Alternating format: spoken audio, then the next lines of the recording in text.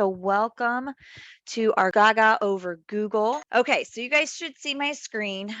We are going over a few things. Some will be just using Google Chrome, some will be in our Drive, and I just have a few little tips just to show you throughout. So we are going to start with some of our general things, looking at our settings of Chrome. You probably got a computer, things were set up for you. You might not go into the settings. So when we go into our settings, so if you go to the three little dots, some people call this the snowman menu. Inside of there, you have your Chrome settings. So if I click on settings here, one thing that I want to look at is on startup. So there's three choices here for on startup. And this is really important, especially if you're shutting down your computer at night. Maybe you're using different computers, whatever it might be. But you have three different choices. So the first one is open a new tab. So that means right now, if you're looking at my screen, I have three different tabs open. I have my agenda. I have a podcast that I listen to, and then I open Green Local Schools just because I'm going to use this one as an example. So if I close out of this, so if I close right now and close my Chrome window, when I open it back up, it is going to close everything out for me and just open up a blank Google screen, or your Google search screen. So sometimes people like that because, well, I'll be honest, look at my other page. I have all kinds of tabs open. So some people like starting fresh the next day. So they want everything closed and, start new. I always have it continue where I left off because I'm that type of person where I'm clicking on stuff. Maybe I have Word open and I have Chrome open and something else, and I accidentally click the X. As soon as I click the X, it's going to close everything. But because I have mine continue where I left off, as soon as I open Chrome back up, my three tabs are going to reopen. So that's how I like it. And like I said, because I do keep a lot of my tabs open here, and we'll talk about these marker things that you're seeing. But because I use some of the same things, I want them open all the time. And then the last one is on a specific page or pages. So if I click on that, you can see here that there are some listed. So if I left it here, if I close Chrome by clicking on the X, these three tabs would open for me. So I had West Homes, the Career Center, and our home page.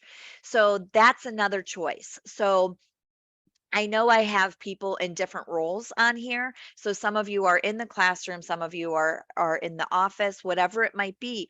So you might always have student information open. You might always need gradebook open, whatever it might be that you're going to use for that day. So you might want those two or three or four tabs to open right away as soon as you start up Chrome. Or if you leave it continue where you left off, if you left it open the day before, then it will still be there when you open it up the next day. So another thing, so you accidentally close out of something. So for example, I'm showing you settings and I click on the X. Oops, I still needed to show you something in there. My favorite tip is Control, Shift, and T, and it will bring back the last tab that was closed. So this is also great for those sneaky kids as you're walking around the classroom and you walk over to them and you saw them close something, so you know they weren't on task. Control Shift T, that's going to open up the last tab. You do Control Shift T again, it will keep going. So it is kind of the same concept of going to your three little dots and going into your history and then seeing what was recently closed. So if I hit Control Shift T again, it's going to bring up this document, then this web page, and so forth. So again, that is Control Shift and T. One of my favorite tips. So that's on startup. So when you're opening up Chrome, so you can determine what you want. There's another thing that you can do when you are working in your Chrome window that is called pinning tabs. So this is different than bookmarking or anything else. Pinning is making sure that it is there all the time. So it's like taking a thumb pin and or thumbtack and sticking it in a cork board, it's always going to be there. So how do I do that? So if I right click on one of my tabs, so I always want this one there. So if I right click, I can say pin. Now watch what happens to my tab. You can see my tab. It tells me a little bit about what that tab is. But when I right click and say pin, it shrinks that tab and it's just there. It only shows the favicon. So that little symbol in the corner. But notice it doesn't have the X like all the others. So if I'm clicking here and click the X, it's gone. But this does not have the X because it is pinned and it will stay there. So you can pin multiple things. So again, you might use Gradebook, you might use Google Classroom, you might use student information. You want those things pinned because you always want those at the beginning. So if you decide you're like, okay, it was cool when she was telling us about it, but now I'm not sure I like it. If you right click on that tab, you can unpin any site and then it brings it back. The X comes back and I can close out of that window. Okay. So that is pinning. There is also something called grouping, and this is what I tend to use most often. This came out, I don't know, maybe a year ago, maybe a year and a half. So grouping, and see, as I tell you, I'm always closing things when I'm not supposed to be. So grouping allows you to put multiple tabs together so that when you're working on something or maybe you're researching something and there's 3 or 4 different websites that you have open, you can group them all together. So if you look here across my screen, I have all my TCCSA things. I have our home page, I have Gradebook, I have student information, and I have our help desk. So the things that I use all the time. But you can see this takes up a lot of room on this screen. So when I create a group, and I'll show you here in a second, but when I create a group and I click on the group name, notice it shrinks them all. So it gives me more room across the top. I've been working on our cleanup. So we do this every August. So I have several documents that I've been working with. But again, that's 5 different documents. So if I just click on cleanup, it's going to make them disappear. I click back on them and they're going to reappear. So how do we get something in a group? So you can see here, I have same goal. So that's our special service software that most of our districts are now using. So that's something that I want to include in my TCCSA group. So very easy to do. I right click and there is an option to add this tab to the group. So if I add this, I can add this to my TCCSA group, which will go with this green one. Or you can see right from here, I can create a new group. Okay, but I'm going to add it to TCCSA and I'm going to click on that and you can see now that it's part of it. So if I collapse this, you can see that my same goal tab goes with it. And then I reopen and it's there. Now, can you add, remove tabs as needed? Of course you can. I can close out of this and it's gone. So it takes it away, takes it out of the group. I can do my Control Shift T. I can bring it right back if I needed it. What a group requires is just that. We know a group is multiples. So as soon as you delete the last tab or you close the last tab, it will also close the group. So you always have to have at least one tab open in order to create a group. Okay, so let me minimize this and go back to our agenda. So next is kind of working with organizing. So you can see here when I log in for Progress Book, I have a play site, I have a preview when they are releasing new information. So I have all kinds of information for Progress Book. So how do I get these in here? Especially like special services. I have all my same goal logins for all of my districts. So I don't want this a big, huge, long list across the top. So I put it in a folder, and then within that folder, I've created additional folders. So I have like these little menus. So kind of think of like a web page as you have a menu and then it has a pop out menu. You can do the same thing with your bookmarks.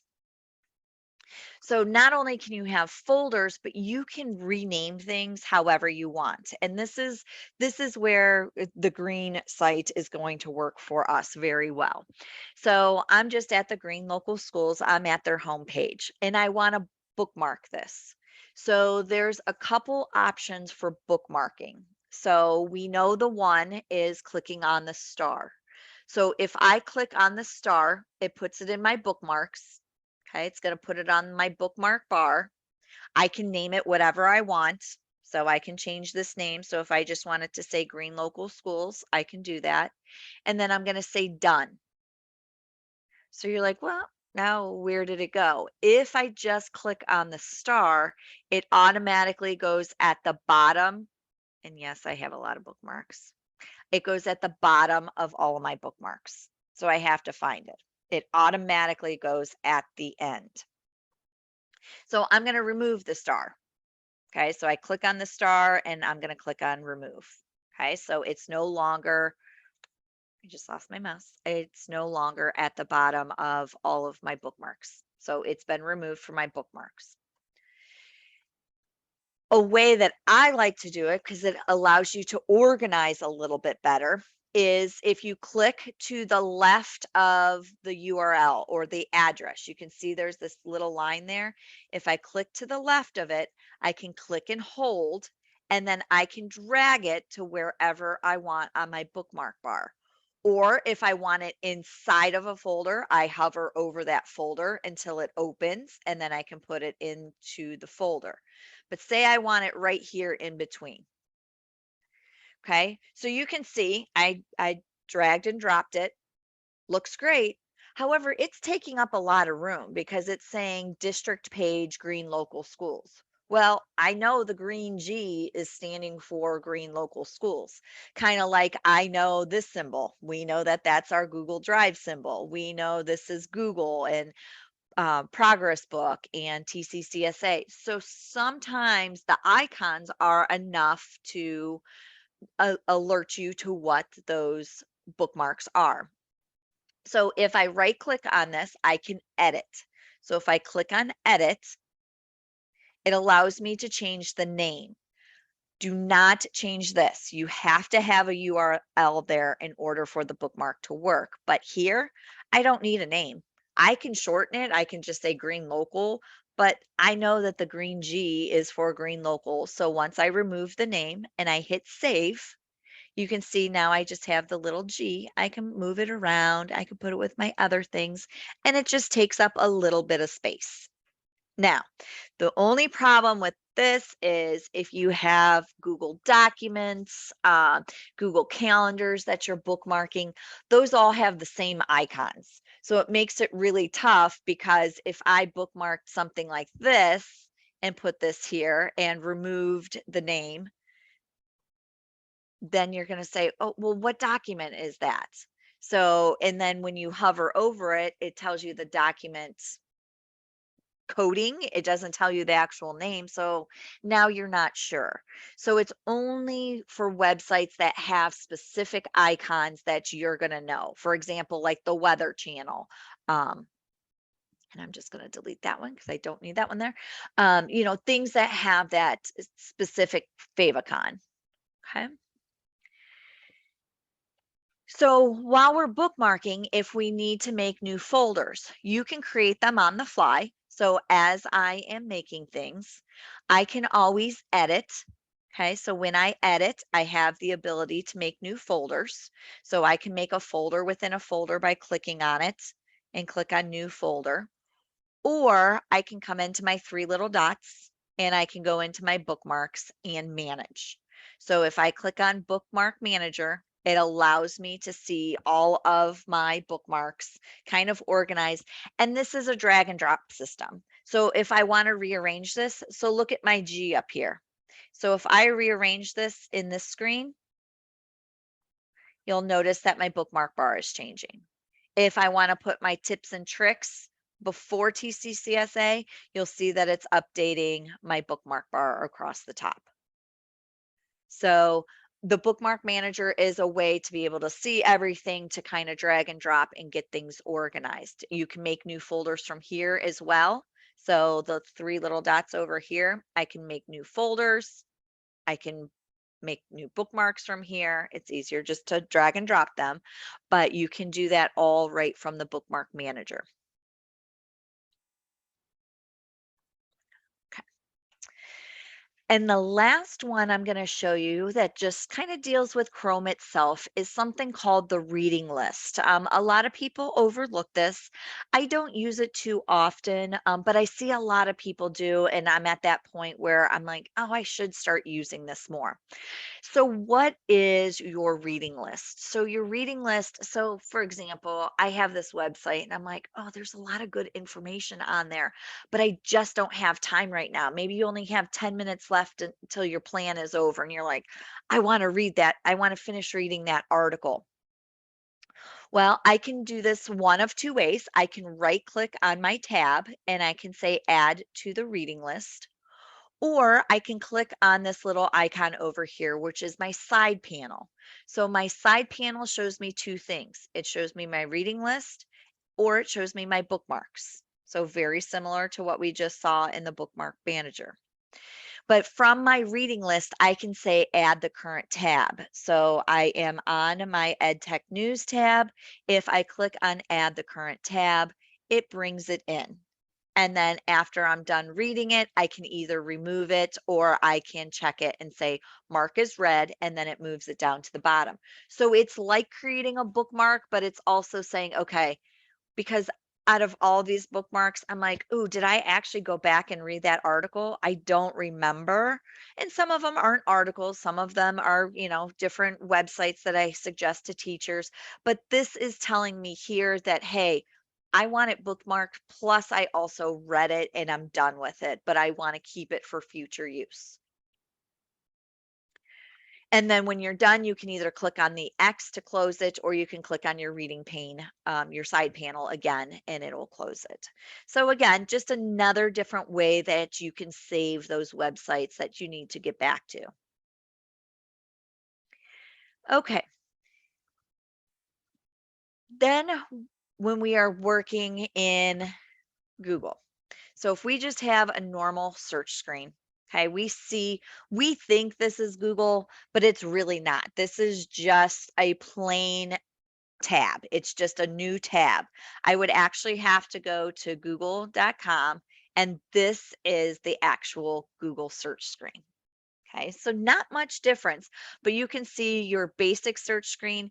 It will show you your most popular sites that you go and visit. So that's a little bit different. And then you'll see sometimes at the top, there's not the blue sign in if you're not signed into Chrome. Just a few little differences like that. But you can search Google right from the screen, or you can go to Google and search from here as well. But what I want to show you, whichever screen you are on, whether the official Google screen or if you're just on a search tab, you have your Google Apps icon. Okay, so some people call this the waffle, you'll hear it called the Rubik's Cube, whatever you call it. This has all of your Google apps. So, whatever your district allows you to have is what is going to be listed in here. So, if you're looking at mine, you're like, oh, well, I don't see this or I don't see that. Your district might not have it turned on for you. So, you might not see some of these things. But what I want to talk about is that this panel that you're looking at, you can organize it. So if you find yourself constantly going to Gmail, yes, I have my little Gmail symbol here, but I can also take Gmail and I can move it up to the top. Or maybe I'm always going into Google Classroom. I can make sure my Google Classroom is at the top. So whatever you use most often, you can get those moved around for you. So for example, maybe you use Google Maps. So I'm going to click on this and I'm going to drag it up so it's closer to the top, because you'll see some of these are way down at the bottom and you're like, well, I use Jamboard. I want that up closer to the top so I don't have to scroll down. And you can do that. And again, you're only going to see the apps that are available for your district. If you go home on your home computer and you're signed in with a personal account, you might see additional apps listed in here that you wouldn't see with your school account. So get that organized for the things that you use most often. Okay. So now let's look at some things in Drive. So looking at Drive, we're going to look at a few things.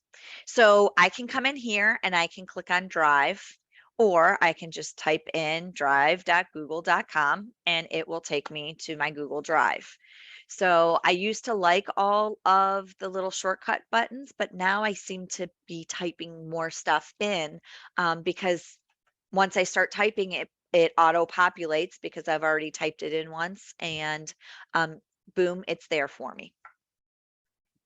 So I always like to talk about this because a lot of people overlook this. And I will be honest, I overlooked it at first too. I didn't like it. I didn't think I was ever going to use it. And now I use it on a daily basis. So this is your priority. So in your Google Drive, of course, you have your My Drive. You have shared with me, or I'm sorry, your shared drives, and then your shared with me. But your priority are things that you are currently working on, or an ability to create a workspace for multiple documents. So this is in My Drive. You might have the little shortcut above. So you have the last few documents that you have open. Depending on your screen size, it might be 3, 4, or 5. But Priority has something like that too. And that's why I was so turned off at first, because I'm like, oh, you know what? I don't care that they're across the top. I do have the ability to scroll through and see more. And I've been using it a little bit more because I'm like, oh, I need to get back into that. And I just click back and forth between the documents. But what I really like is this workspace down below. So Rebecca and I share a lot of documents. We're doing trainings, the same training, so we're not always creating separate documents. We share them and so forth. So we have them in different locations. We specialize in different areas. So I do a lot with the report cards, or, the beginning of the year activities. So, I have that information. So we work on our classes so you guys can get your certificates when you complete a class. I submit all the Ashland University information. So I want access to that. So what a workspace does is it allows you to create basically shortcuts to any of the documents that you're currently working on. So for example, you can see here I have 5 different workspaces. They automatically organize in alphabetical order. So I will tell you that. So if you want them on your screen in a certain like order, you might want to put a number in front of them. If not, they are listed alphabetically. I also have hidden workspaces. So you can see once I click on my hidden workspaces, I have several different things listed here. Hopefully, I'll never have to go back to this folder for COVID-19, but those were all the notes that we had for report card changes and meetings we had with admins and those type of documents. So I might have been working on it, maybe Rebecca, maybe Sherry. So we were all kind of having these documents, and I put them in this workspace. And then I'm like, well, hopefully I don't need them. So I'm just going to hide the workspace. That doesn't mean it hides my documents. Everything's still in my drive, but it's just now here in this workspace and it's hidden out of the way. So let's take a look at this. Let's go into my drive. Okay, so I have all of these different folders. You can see different things that I have. So I was preparing for this class. So I made just my quick little agenda, and you can see it's right here. So I'm going to say, you know what? Let's put this in a workspace. And I'm going to say, you know what? Let's create a new one. So notice I'm not in the document. You can't have the document open to create the workspace. You have to be in your drive. So I'm going to right click. I'm going to add to a workspace. I can add to one that's already there or create a new one.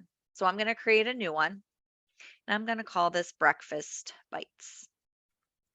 So once I click on create, you can see this didn't go anyplace. It's still there, still listed, same place it was. I'm also going to add this in there. So I'm going to say now add this to my Breakfast Bites workspace. So click on that. Now when I go back to my priority, you can see I now have a Breakfast Bites with those two different files. And you're like, okay, well, how is that different than a folder? Well, here's where the nice thing comes in. So now I created those two documents, but now we have something that Rebecca and I share in this TCCSA PD folder. I want to get my sign-in sheets in there. So now I have to go in here. I got to find it, go into my sign-in sheets, and then I'm going to find today's session, and I'm going to say add that to a workspace. So that was a lot of clicking. I had to go to 1, 2, 3 different folders in order to get to my sign-in sheet. Well, if I go to my priority, it's now right here. So I can open my attendance, I can open any document. So this is great if you're working on a unit. So maybe you have a couple PDFs that you've uploaded to your Google Drive, maybe you have a Word document, a Google slideshow, whatever it might be. You can get all of those into this workspace, and then when you're done, so the end of summer, we'll be done with Breakfast Bites. I can come here and I can say hide workspace. Or if I'm completely done with unit 1 and I'm never going to come back to it, if I go to my 3 little dots, I can say remove workspace. Now don't panic, because you're going to get this warning message that says that the workspace is going to be removed, but all the files will remain in their original location.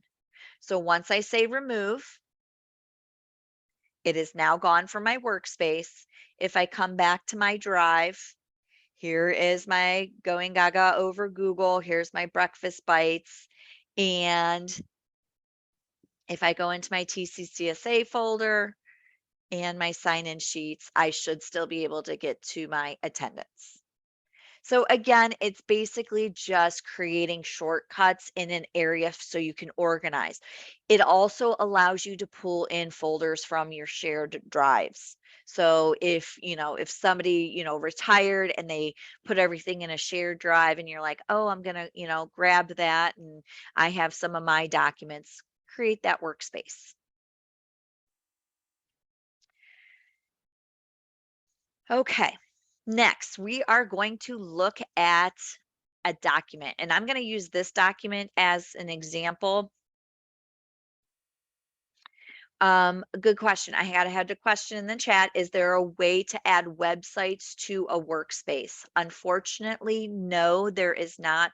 Workspaces are individual, so you can't even share a workspace with somebody else. So it is just a way for you to be able to organize your documents or documents that have been shared with you. A little tip that I like. So when you're working on a new document, which we're going to go into looking at a Google document and some things that are available in here. We're so used to going into Drive and saying new. You can type in docs.new and it will automatically create an untitled document and it puts it right into your Google Drive. So you can then later go and organize. But if I click here, look at my Google Drive, uh, give it a second here. So if I look here, I should see it populated it right there. So docs.new So it works for all of them. So docs.new, sheets.new, slides.new, forms.new. It will all do the same thing. But what I want to show you is a pageless document. This just came out not too long ago, but this is a nice feature for teaching in front of the classroom. So we are so used to presenting stuff for our students. We have our agendas, we have, maybe, a new schedule or something like that. So a lot of times we are using um, a Google slide to do this because we want it nice and full. Maybe we want a background color, whatever it might be. Well, now this new pageless document allows you to be able to do that, but from Word. So maybe you want some of the features that Word has, but you also don't want this blank space on each side. So if I go into my file and go into page setup, this allows me to change my margins, my page color. Okay, so if I want a different color, so maybe I want a bright blue color, but I want it pageless, which means I'm not going to have side margins or top margins. And then you can see, and let me cancel that. You can see real quick, if I go to a new page, you can see that there's a break in between my pages from page 1 to page 2. So once I go pageless, so back to file and page setup, once I go pageless, it widens it out. It doesn't have that extra space. And then um, you don't see those page breaks in between. So if I click here, I'm going to make it my blue color that I wanted. Oops, my menu's in the way. I'm going to click OK. And then you can see it looks more like a slide. So now you have this, you have it wider, you can make it color more festive for the kids, and you can present this in the front of class. So again, just another way to display. But if I'm scrolling, you'll notice you no longer have that page break in there. It just keeps going and going and going. So it's like one continuous scroll. Okay. So again, that is called a pageless document. The only time you need to be careful is if you have headers or footers. So if you've created a document and you put something in the header or the footer, when you change it to a pageless document, it will give you a warning to say your headers and your footers will not be displayed. So just be aware of that. That is one of the downfalls of it. You also can hide your menus. So if you don't want to see this, I can click up and it hides a lot of my menus so I don't see it. So it gives me even more space to display for the kids. And then if I want that back, I just click on the little down arrow. So you can even go full screen if you want to get wild and crazy. You can go to full screen and you can see it takes away all those menus. So you can just see the document itself. So next thing I want to show you, and you can see here on my agenda. So I wanted to show you a feature that this came out a little bit ago, but I loving it because I used to do everything like this. I used to do it in a Google Sheet. I put it in a Google Sheet and then I use the check boxes. For example, I still do my attendance that way. So when you guys check in, I check you off so that when we are looking at, if you're applying for Ashland credit, I know what classes you've attended. So I always used Google Sheets. Well, now a Google document now has the ability to do checklists. We used to have the ability to just create, our nice little checkbox here from our bulleted list, but now we have the checkbox option so that when we're working on stuff, we completed workspaces, we completed docs.new, we talked about pageless documents. So it's a way to check things off without having to go into a Google Sheet. You don't have to go into Google Keep. You can do everything right from here. So again, this is called your checklist. It is listed right here with your bullets, or you can go to insert and then Why am I not seeing it? There it is. Sorry. Bullets and numbering, and then your checklist. Okay, so again, it's either on your menu or right here. So again, it's like creating a bulleted list, but it actually gives you the option to check things off as you're going. And as you format, so if you change the size, it's also going to change the size of your checkbox. So that one is done. So we'll check that off. So next thing I like to show, and this has been around, this was in a Word, it's your format paintbrush, and a lot of people still don't use it. I love my format paintbrush, use it all the time, but I want to talk about the difference between your format paintbrush and using your headings. So you can see here, I created bold, italic, underline.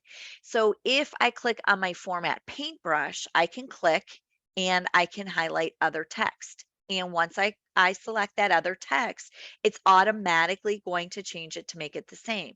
But if I select something else, it's done.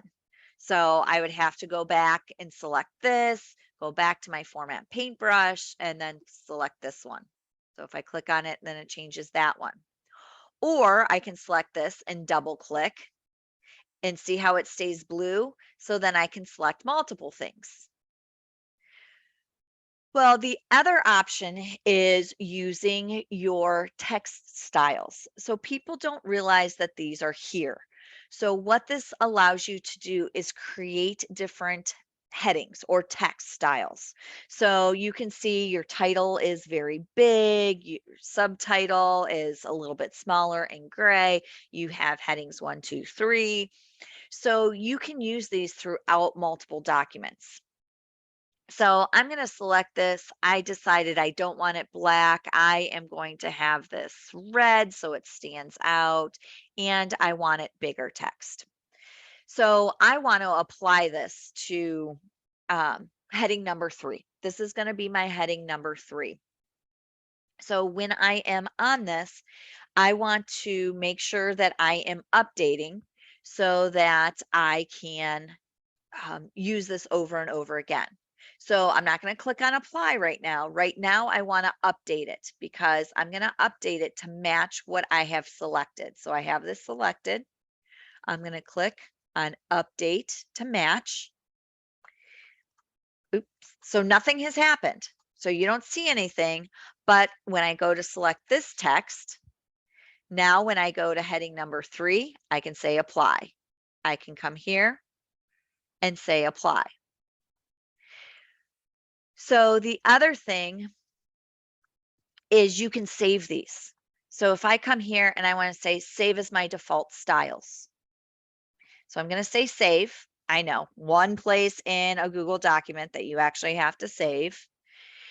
But then when I go to a new document, here's my new document, my docs.new. I can't spell today. So when I come here and I want this to be that heading, so it's red and underlined and bold, I can select this. I'm going to come here.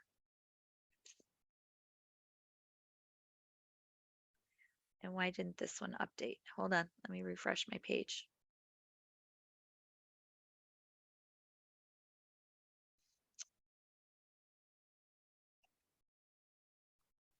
Hold on.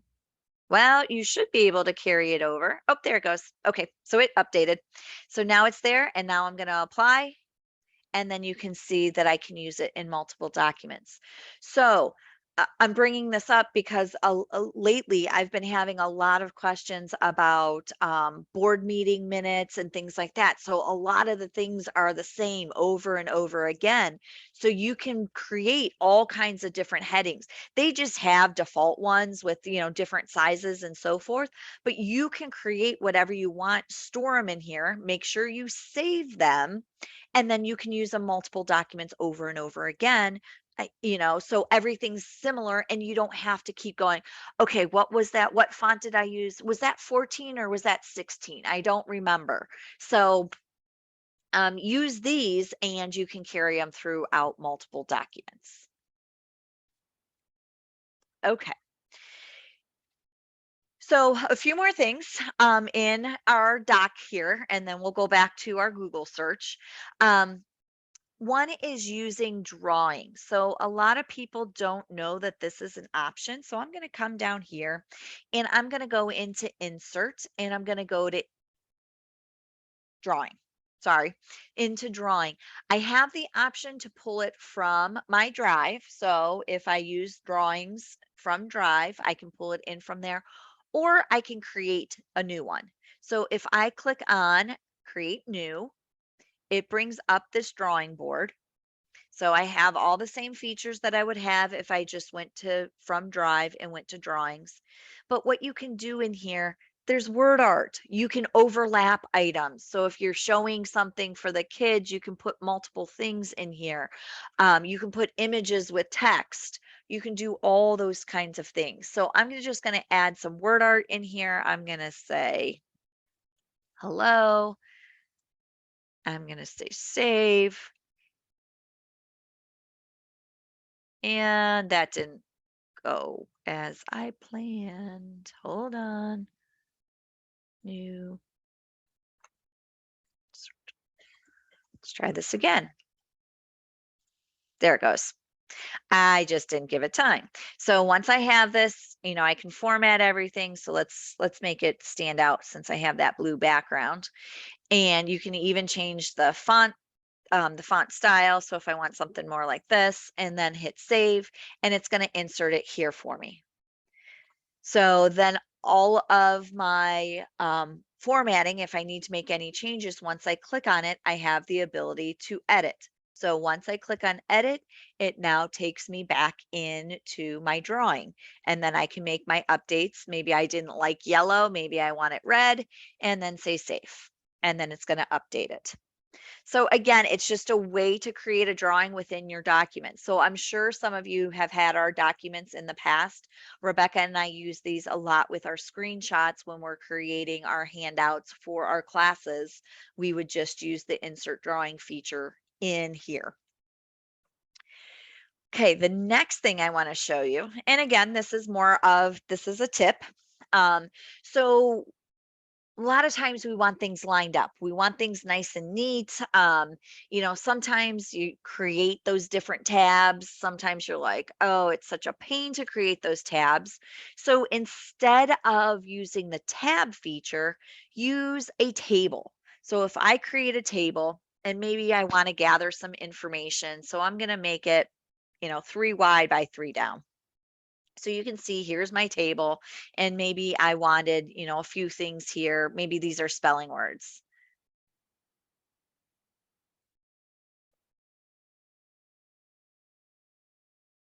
Okay. But you're like, oh, that just kind of looks bad. I can adjust these as needed, make it smaller, however I want it. Okay. So you're like, well, yeah, it's nice and lined up, but I don't like all those black lines in there and it just kind of looks weird. Well, then you can select your table.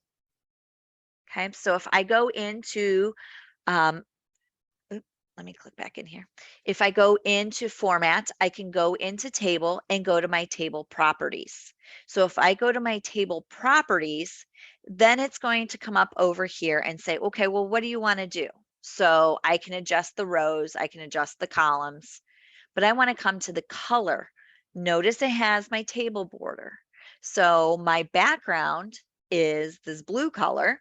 So if I click on that, now it looks like I don't have a table, but everything is still lined up on my screen. You can also use this with images. So if you want images nice and neat, if you have a bunch of little icons or you want an image with text underneath it, so you can do it that way.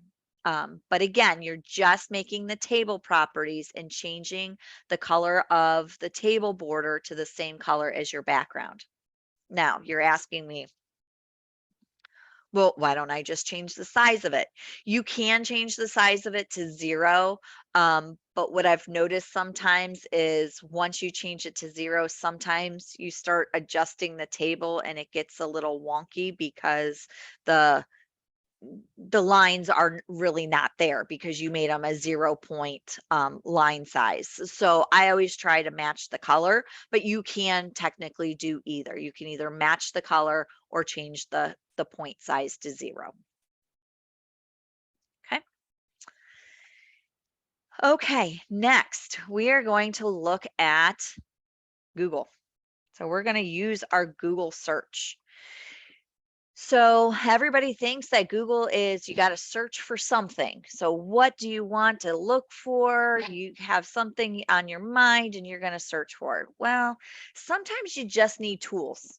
You don't have something up, you didn't create something ahead of time. And you know what? I only want to talk about this for 1 minute. So I want to create a timer for 1 minute. Once I click on that, it's going to create my timer and it's going to start counting down for me. And as soon as it counts down, it's going to play a sound and I'm done. I have the option to make it full screen. So if I tell the kids, okay, you guys have 1 minute, you better, get everything organized back to your seats. I can pull that up on the screen. They can see it real big, make sure they're doing what they're supposed to be doing. I can exit out of it and so forth. So this works for any time frame. So, if you need a 5 minute timer, whatever it might be, there is also the ability to have a stopwatch. So if you want to say, hey, how quickly can we get back to your seats after recess? You can turn the stopwatch on and you can start it, make it full screen and so forth. So I'm going to stop that so it doesn't beep at us. But again, you just type in timer and however many minutes that you need, and it will start the countdown right away. The other one I like, and I use this one all the time, is the calculator. So you can use your Google search bar for a calculator. So if I want to say 36 times 5 equals question mark. And it's going to populate the answer for me. So it basically brings up a calculator that you can use to calculate things. What I also use it for is converting. So everybody, like when you run a 5K, everybody's like, wow, you went 5 miles. And you're like, no, it's 3.1 miles. So if you need to do a conversion, okay, so you're going to say 5K is equal, I keep hitting plus, equal to question mark miles.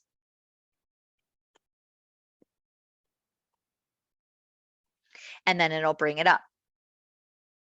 So again, you can do conversions with it, you can do calculations with it, you can do anything, that has some type of math background. It will typically it will calculate it for you or figure it out for you. Okay, couple more tips and then I will go over questions. And these are just kind of general things. It's not necessarily for Google or for Chrome. These are basically Windows based, but I use them while I am like doing things on the web if I need a screenshot and so forth. So the first one is Windows period. So wherever your cursor is at, if you hit your Windows key, so that is the one that looks like the checkerboard. If you hit the Windows period, it brings up your emojis. So whether I'm in a document, so if I'm here and I hit Windows period, I can make a smiley face there.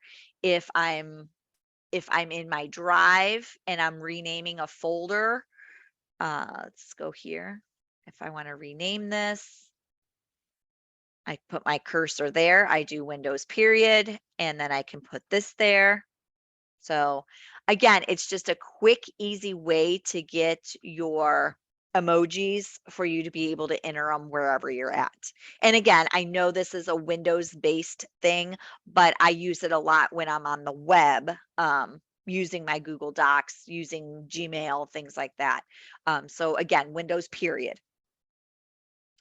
And then the last one that I like, and I don't know if everybody knows about the snipping tool, but the snipping tool is my favorite tool on my computer.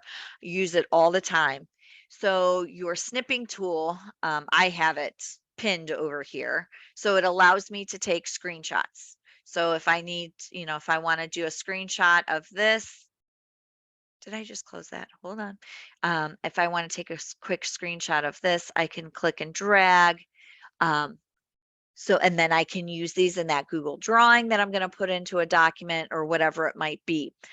But my little shortcut for you is that when you're doing a screenshot, so I'm going to close that so you can see it's gone. So I'm going to do a quick little screenshot here. Maybe I want a screenshot of my menu. I am going to use Windows, Shift, and S. So Windows, Shift, S. It brings up my screenshot tool, allows me to make my screenshot, and it just copies it.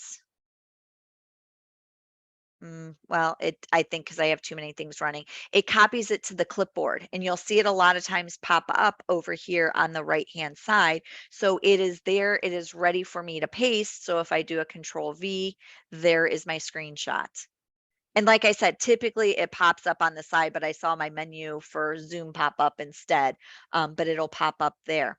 So I pasted it right into my document, but my other option is instead of pasting it into my document, I can go to Insert, Drawing, create my new drawing.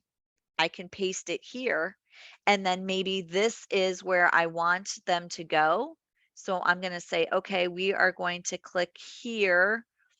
Oh, this is how you make a pageless document. Click here. Make this nice and red so it's visible.